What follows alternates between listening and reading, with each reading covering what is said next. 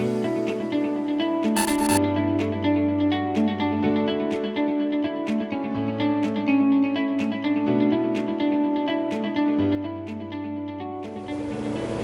buenas tardes, mi nombre es Lina Hernández y este día vamos a hablar sobre, en nuestro programa de investigación jurídica científica, nuestro programa de contabilidad forense, y ahora tenemos un invitado de honor, que es el contador Miguel Ríos Rayón, que es perito, así que contador y perito profesional.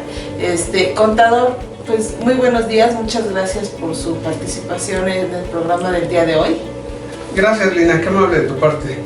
Muchas gracias. En este momento doy el currículum del contador. Él es, pues ahora sí, redondeando es contador público. Él es de la ESCA. También tiene una maestría en la Universidad La Salle en docencia. También tiene otra maestría en lo que es evaluación de materia de inmuebles y muebles. Y dígame, contador, a esto, nosotros el tema del día de hoy tenemos de cómo elegir un buen perito en materia de contabilidad. Nosotros, contador, díganos sobre este tema que es muy grande, muy extenso e importante. Díganos usted ahorita qué nos podría dar como una síntesis de este programa. Una reseña. Sí, mira, resulta ser que la contaduría pública ha avanzado. De alguna manera ha abarcado otros ámbitos, sobre todo en la parte judicial, y hoy en día nos contratan los abogados litigantes para llevar asuntos judiciales en donde necesitan para sus pruebas ciertas periciales en materia de contabilidad o de evaluación. Entonces, es por eso que, muy a propósito, el tema cómo elegir un buen perito en materia de contabilidad, porque de repente las empresas le dicen al abogado, no te preocupes, aquí hay un contador, el que realice el peritaje. Y la verdad es que el trabajo del contador de empresa como contador interno es de una naturaleza, y el trabajo del perito en materia de contabilidad es otra naturaleza diferente. Aquí hay que conocer temas jurídicos, temas de actualidad, a veces en materia fiscal, a veces en materia laboral, a veces en materia arbitral, a veces en materia civil, mercantil, concursal. O sea, es muy variado el campo del perito, pero en cada uno de ellos debe de ser un conocedor y experto en la materia. Entonces, contador, a ver, dígame, ¿qué es un perito y qué diferencia existe entre él y un profesionista con cédula profesional? ¿Cuál es nuestra diferencia en este caso? Pues mira, esta pregunta es muy importante y todo el mundo se confunde, porque efectivamente la cédula profesional como tal te acredita como un especialista en la materia y como un perito en el área que dice ahí el documento. Te dice, por ejemplo, licenciado en Contaduría Pública. Eres experto en contabilidad, pero eso no te hace perito en materia judicial. Lo que te hace perito en materia judicial es la experiencia, los conocimientos, la capacitación y la expertise que ya has adquirido con el paso del tiempo en asuntos judiciales. Entonces, la diferencia principal existe en que la cédula te acredita como especialista en una materia, pero eso no quiere decir que seas perito o docto en materias judiciales de la especialidad que te dice el documento. Entonces sí hay una diferencia importante y hay que tener presente para los abogados que nombran peritos que no basta la cédula, hay que hacer un análisis más minucioso para elegir un buen perito y no después resulte que, híjole, pues no tuve el resultado que esperaba porque no nombré un perito experto en la materia. Ok, entonces con esto que nos está comentando ahorita, en los asuntos judiciales, ¿qué es lo recomendable para elegir o nombrar a un perito? Pues mira, yo creo que son varios aspectos que se tienen que considerar. Primero, el hecho de que tengan experiencia en asuntos donde hayan participado como peritos de la parte actora, de la parte demandada o como tercero en discordia. Tienen que tener ciertas características. El perito debe de estar actualizado, debe de estar capacitado, debe de tener habilidad para hablar en público, porque hoy en día los asuntos ya también se tienen que ventilar en materia oral, y ya el dictamen hay que exponerlos, hay que verbalizarlo, y hay que desarrollar una serie de habilidades que, si eres nerviosito, si eres tímido, si tienes falta de seguridad, puedes ser muy buen perito en tu materia como técnico, pero ya para hablar en público también eso requiere cierta habilidad y impone mucho el cuerpo judicial que hay para ese tipo de escrutinio. Entonces, pues sí, son varias características. Inclusive hay una lista, digamos, oficial, en donde de ahí se pueden escoger peritos que ya son nombrados por la autoridad competente, y de esa manera pues también podría ser el caso que los abogados se apoyen en esa lista para nombrar a sus peritos. Y aparte, como dice, si esto, por ejemplo, ayuda a los abogados, ellos también deben de tener cuidado de nombrar a su perito, ¿no? Porque, por ejemplo, ahorita con lo que usted está diciendo, se nombra de manera, o sea, ya lo pueden nombrar y se trabaja de forma oral. Entonces, si usted tiene un buen trabajo con el abogado, pues esto va a llegar a ser un buen trabajo y van a terminar muy bien, ¿no? Sobre todo que haya una debida comunicación, organización, que esté el perito bien enterado de cómo viene manejando el asunto, porque claro, luego hazte cuenta que te llaman a la firma y te dicen, oye, me vence el plazo ya mañana, ¿me puede dar sus datos para nombrarlo como perito? Y tú dices, bueno, a ver, primero explíqueme de qué se trata el asunto, porque a veces que luego te dicen que digas negro cuando es blanco, y la verdad es que yo les digo a los abogados, hacemos trabajos, no milagros. Entonces también hay que tener cuidado con eso, de que no es nada más aceptar el cargo porque, pues ya me nombraron en un asunto, no, o sea, hay un riesgo, hay una responsabilidad, hay un trabajo profesional que cumplir y no se tiene que tomar a la ligera. Esto es como una auditoría, como un trabajo especializado, donde si no tienes cuidado puedes dañar a las partes y puedes hacer más grande un problema y después te andan acusando por una responsabilidad incurrida en negligencia profesional o en omisión de información. O sea, se pisan callitos y hay que tener cuidado. O sea, es como un trabajo delicado, pero haciéndolo bien no tiene mayor problema. Y dígame, contador, por ejemplo, en este caso, ¿un contador de una empresa puede ser a la vez nombrado como perito? Mira, eso también es algo muy importante que en la práctica se da con mucha facilidad. Te decía yo al inicio de la entrevista que de repente los empresarios, en aras de ahorrar o cuidar su economía, el abogado les dice, necesito un perito y lo voy a nombrar de mi equipo. No, aquí hay contadores.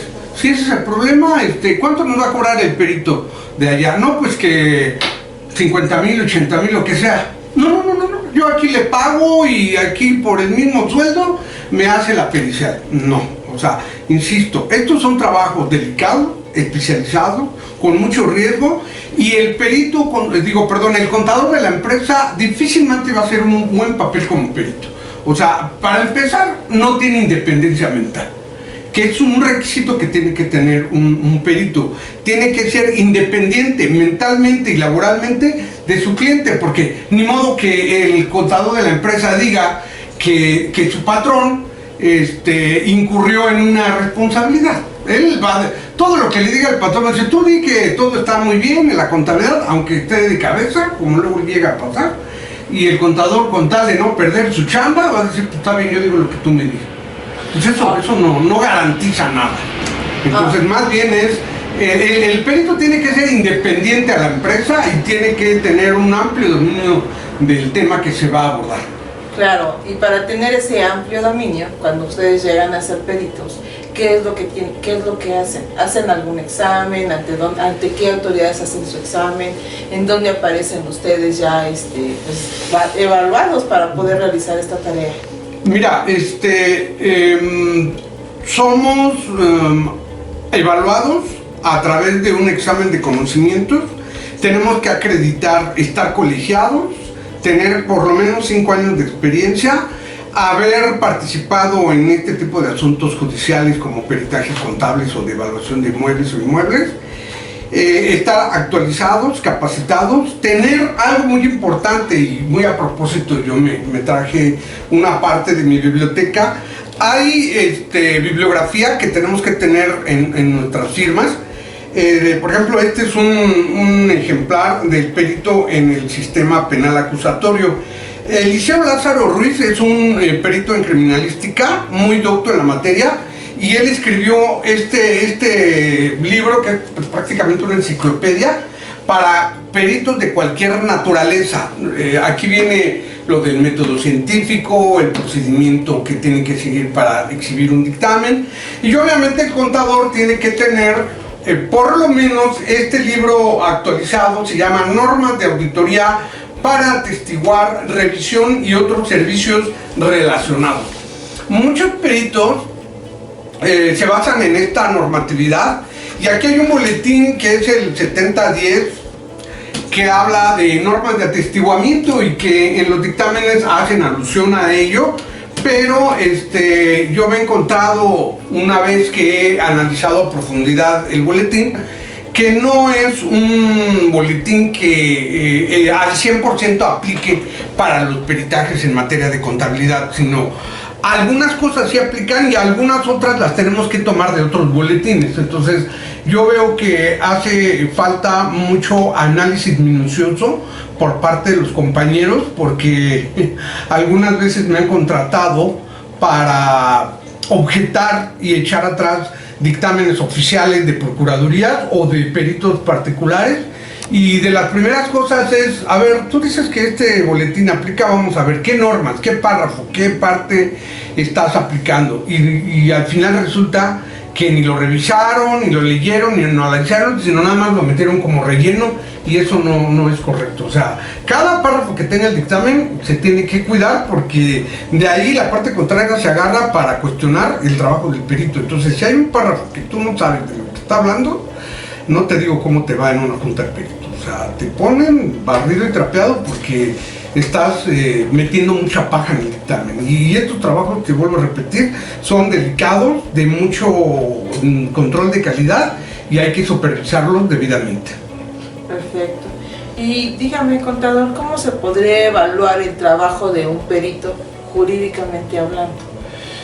Pues mira, esta pregunta es de vital importancia, porque en la práctica judicial hay un momento procesal en donde le dan vista a las partes de los dictámenes que suscriben los peritos, y se tienen los abogados que pronunciar respecto del dictamen.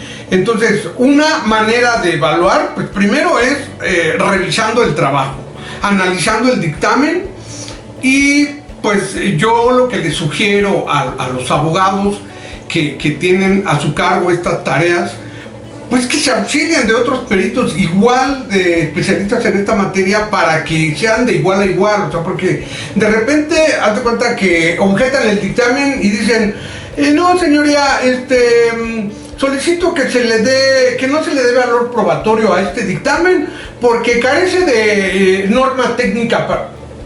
A ver, espérame, ¿de qué normas y de qué técnicas me estás hablando?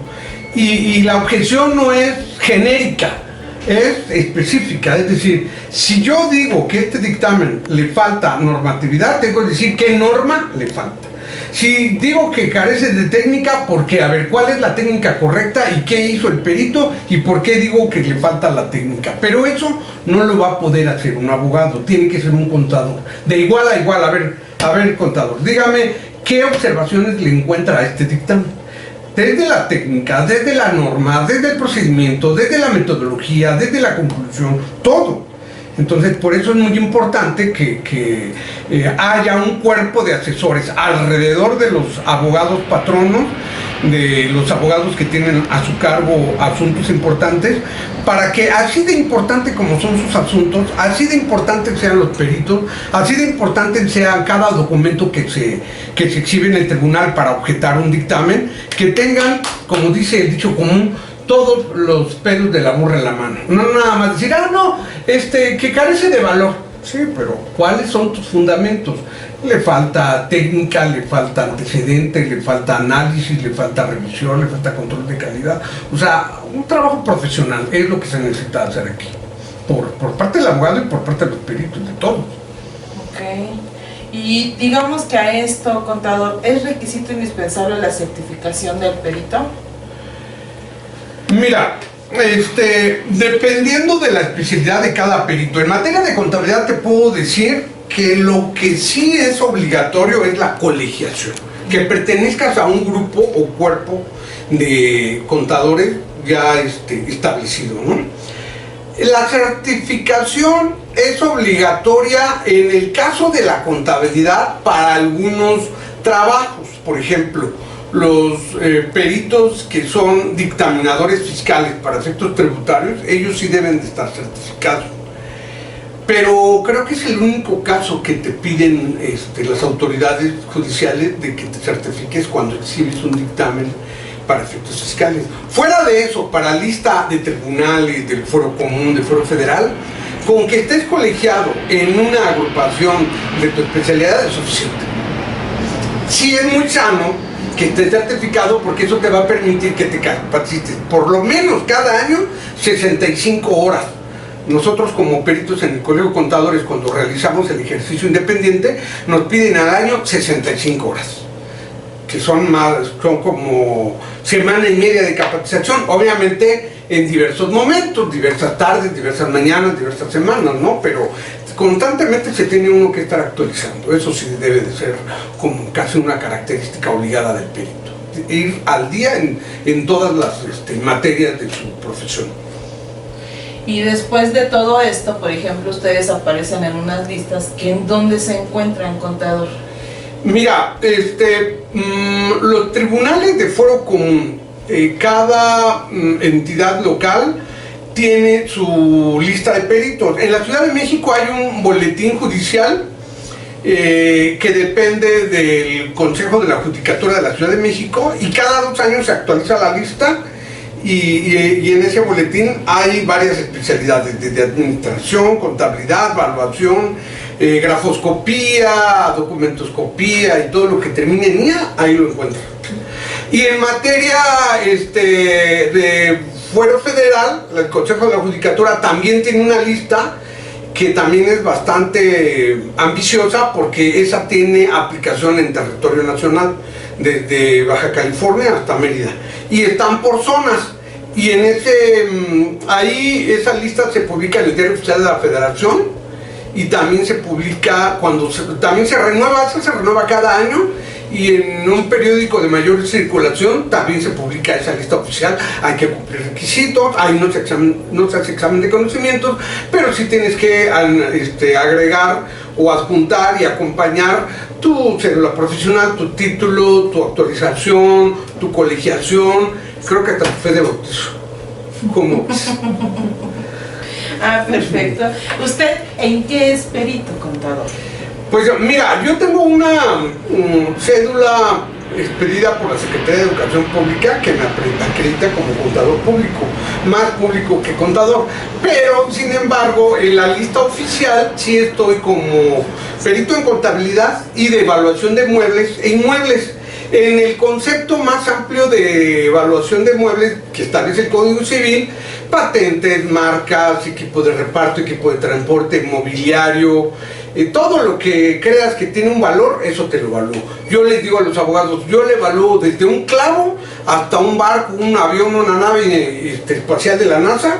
Nosotros podemos estimar un valor muy acercado a la realidad. Esos son tangibles, y los intangibles, como dices, son, o sea, por ejemplo, en este caso, marcas se pueden entonces también. Sí, también es susceptible de evaluación los intangibles. De hecho, la profesión colegiada de la Contaduría Pública tiene un boletín muy específico de ese tema, y pues actualmente nos hacemos mucha competencia con los corredores, con los ingenieros, porque pues ellos también han abarcado cuestiones de evaluación, pero en los intangibles nos defendemos bastante bien porque tenemos norma obligatoria y procedimientos preestablecidos con metodología y toda la cosa para expedir dictámenes en esa materia. Entonces, cuando nuestros abogados, nuestros amigos del auditorio requieran una evaluación de intangibles como patentes, marcas y todo lo que tiene que ver con cuestiones que no se pueden ver ni tocar, sino que son marcas como Coca-Cola, Pepsi, todas las refresqueras, los laboratorios químicos, empresas farmacéuticas, nosotros podemos hacer esas evaluaciones con toda confianza. Y digamos, contador, esas son las empresas grandes, pero por ejemplo, en alguna empresa pequeña que quiera hacer el traspaso de su negocio, ¿se puede entonces también, no? Sí, también hay normatividad para que con cierta metodología tú puedas darle un valor al negocio y aplicar lo que técnicamente se llama crédito mercantil. El crédito mercantil es el reconocimiento que tiene la empresa en el mercado, en el negocio y en el nicho de mercado que maneja, lo que te darían por vender tu negocio, que muchas veces esa información no está incluida en los estados financieros. Entonces, cuando nosotros llegamos, le decimos al contador de la empresa, oye, el crédito mercantil, ¿cómo lo tienes representado? ¿En dónde está en los estados financieros esa información? Entonces, ahí hay mucha tela de dónde cortar, pero sí, por supuesto, con nosotros pueden acudir empresas chicas, medianas o que coticen en bolsa para que actualicen sus valores. Ah, perfecto, eso es muy interesante porque a lo mejor, no sé, las personas del auditorio quieren hacer el traspaso de su negocio y usted puede hacer esta evaluación, ¿verdad? Sin problema, obviamente con su respectivo pago de honorarios. Claro que sí, contador. Contador, pues me da mucho gusto que nos haya acompañado el día de hoy. Realmente es un lujo para nosotros que usted se encuentre aquí. Ahora, ¿usted nos podría dar algún teléfono, algún correo donde lo pudieran localizar para alguna duda que tengan, alguna consulta, alguna evaluación que ellos necesiten? Con mucho gusto. Pues mira, por principio de cuentas nosotros nos encontramos ubicados en la colonia Jardín Balbuena, en el retorno 16 de la calle de Fray Servando Teresa de Mier. Yo represento una firma de peritos en diversas especialidades denominada Peritos, Contadores y Evaluadores Profesionales, Sociedad Anónima de Capital Variable. Y también soy parte del cuerpo de peritos que patrocina el presente programa a través del Centro de Investigación Jurídica y Científica, Cuestiones Forenses. Nuestro teléfono de oficina es el 55 10 08 74, el 55 21 33 23. En ese teléfono la señorita Antonia Viña les puede tomar los datos y con todo gusto nosotros nos comunicamos. Obviamente le pedimos al auditorio que nos adelante o nos facilite cierta información preliminar que nos pueda pasar por correo electrónico de manera escaneada, el entendido de que respetamos la confidencialidad de la información, pero para hacer un análisis exhaustivo y que les hagamos un presupuesto muy acercado a la realidad, porque de repente nos dicen, contador, queremos un peritaje en materia de contabilidad, es para un asunto penal, ¿y cuánto nos cobra?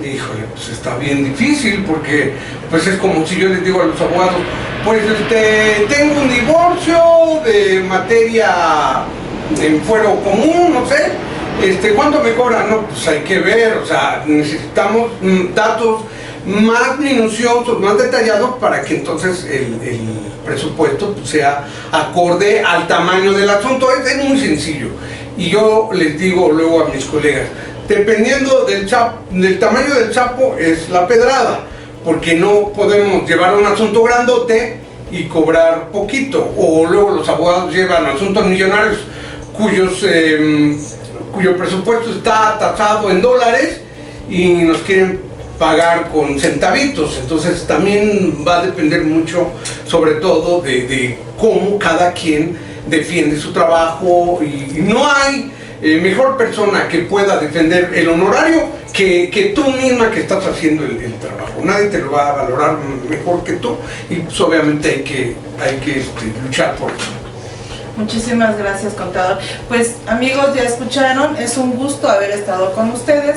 Soy la persona que conduce este programa, Lina Hernández. Me da mucho gusto que nos hayan acompañado y nos vemos la próxima semana. Muchas gracias. Gracias por la invitación. luego.